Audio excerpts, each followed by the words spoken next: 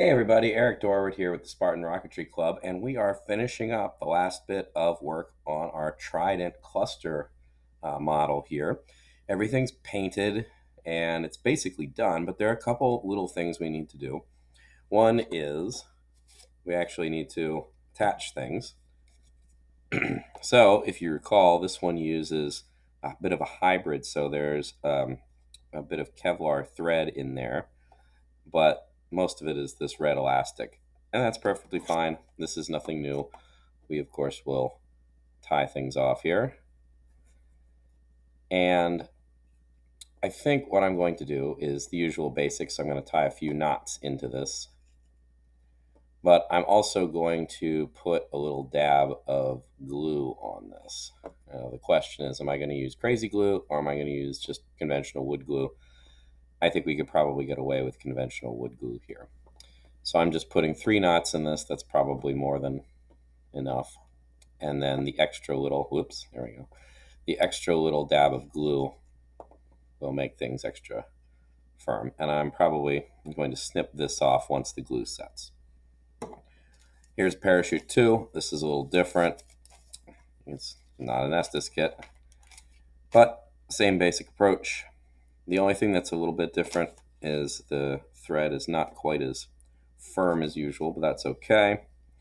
I am still going to grab myself one of these fishing barrel swivels. I'm going to go with the medium-sized one here. The small ones that I usually end up buying this size. The big ones I keep for big rockets. These ones, the small ones, I have used historically in the past, but frankly, they're really hard to work with, and especially considering that this thread is not as stiff as some that I have used in the past. We will pass on that. So we'll just use a medium-sized one, and that ought to be perfectly good. So you've probably seen me do this before if you watched other videos, but we're just gathering up the threads, pinching it down so we can thread it through the eye.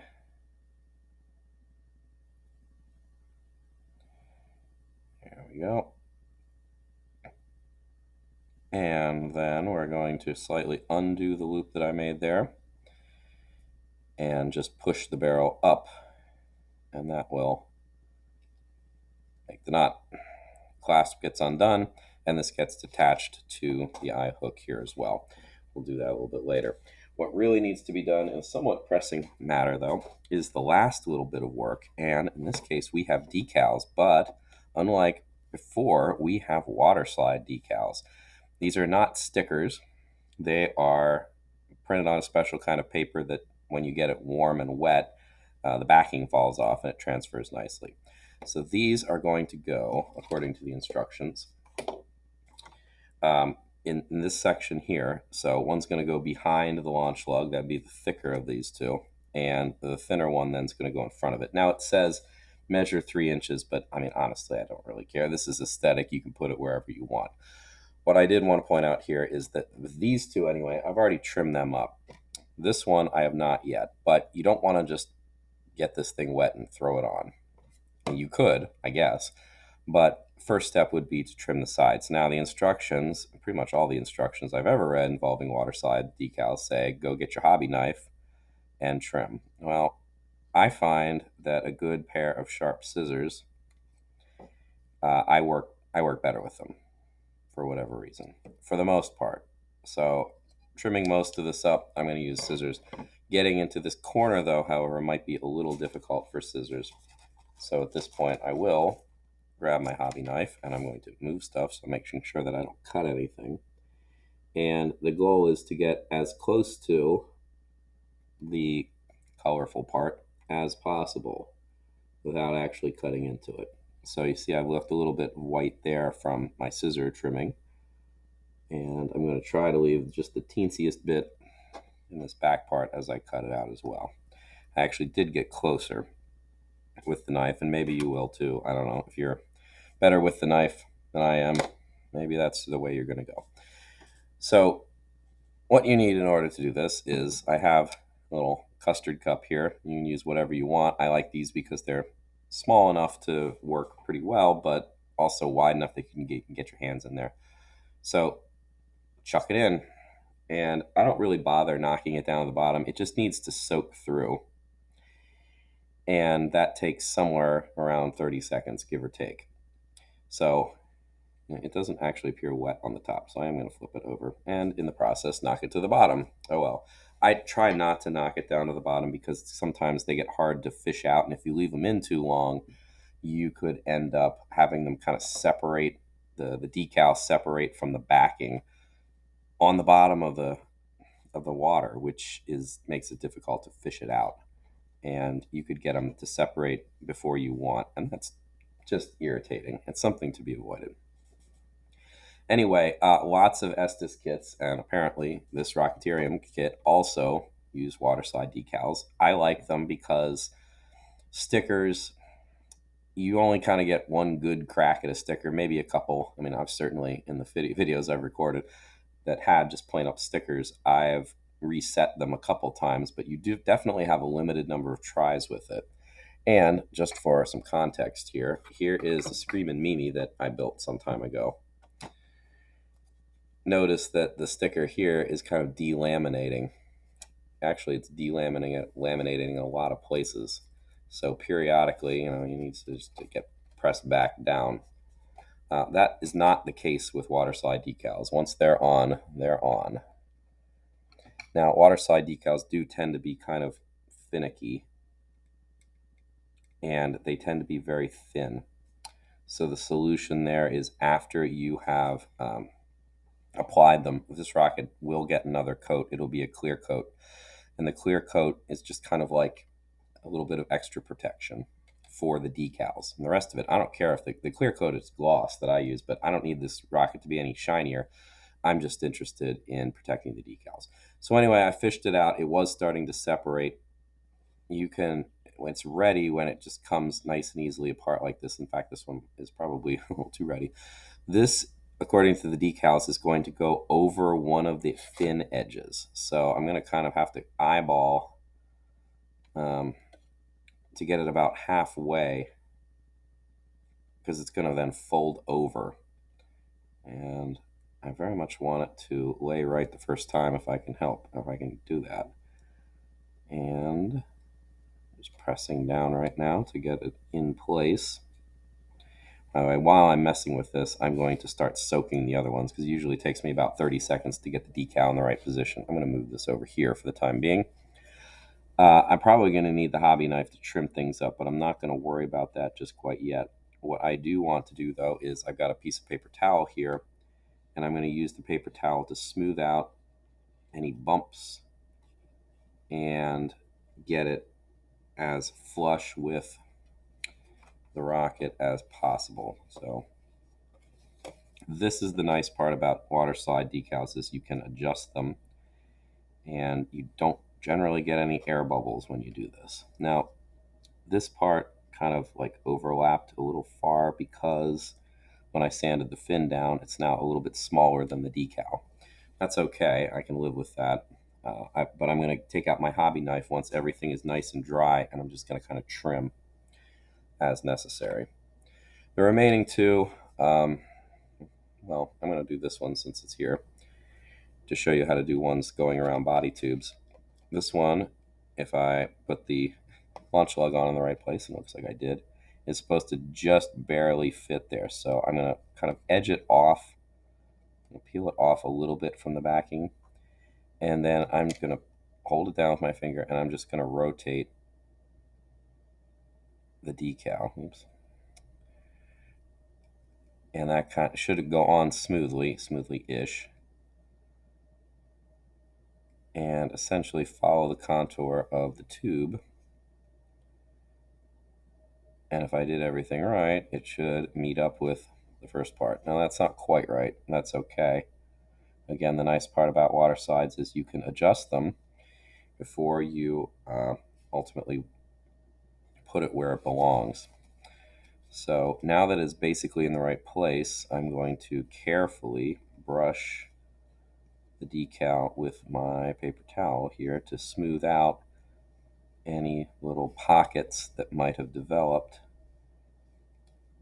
so I get a nice smooth finish. And in doing so, And probably, I'm going to bump it a little bit, undoubtedly, and the end point is not going to be quite where I wanted it to. But that looks pretty good. Just be careful when you... So these don't stick, right? They're not stickers. There's some adhesive in them to keep them on the backing, but it's not like it's gluing itself to the tube right now. So these are definitely things that could be bumped and readjusted like while I'm putting the next one on. So I do want to be careful about that. So I'm going to try to attach the next one here. I'm going to put it just right up against the launch lug here as well.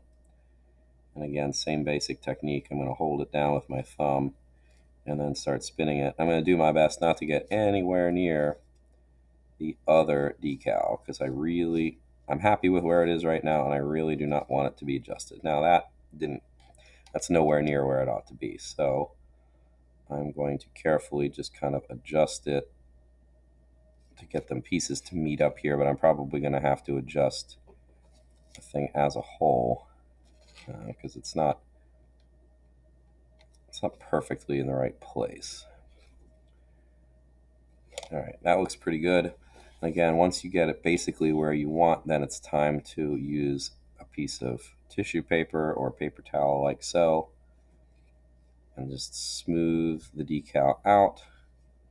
I have a little bubble that I'm kind of pushing along here, and they didn't quite line up again, so I'm just going to adjust it ever so slightly with my finger to, oops, yeah, I adjusted it a little bit too hard there.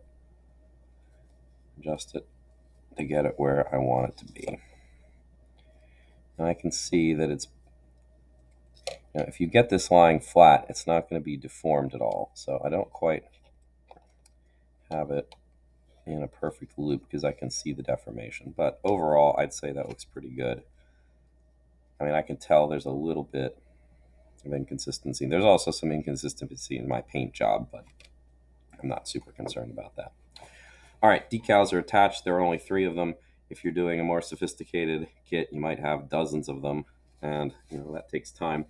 This water, I got it nice and piping hot before I started the video, but it's quite cool now. You want it to be warm at least when you're applying them. So I would have to go get some more water at this point anyway. But this is now, ooh, it's dusty. Let's brush that off. This is now essentially built. The only thing that's worth discussing at this point is how to take care of the cluster. Now, so this takes 3 motors to launch. Putting them in obviously is no different, but getting them to launch simultaneously, have all of them light, is a bit of a feat. So here is a box of Estes motors. I don't have any mini ones on me right now, so they're essentially going to fit together like this. And the trick of it is that you need to wire them using your igniters so that you get a bit of a circuit, essentially. Now, you can go out and buy a piece of hardware called a clip whip, which is it's like an alligator clip that hooks up to your launch system and then just branches off into however many segments you need. So that's always an option. You can buy a clip whip that has 3, that goes from 1 out to 3, and that should probably do the trick. The alternative, and what I do personally, is my Estes launch system is the Pro Series 2 launcher, and it actually has kind of like a built-in clip whip. So it has 4 alligator clip connectors instead of just 2. So it can handle 2 motors simultaneously. But we need 3. So how do you do that? Well, essentially what you need to do is you need to take the igniter and you need to braid it to, well, at least 2 of them, braid them together. And I will show you how to do that momentarily.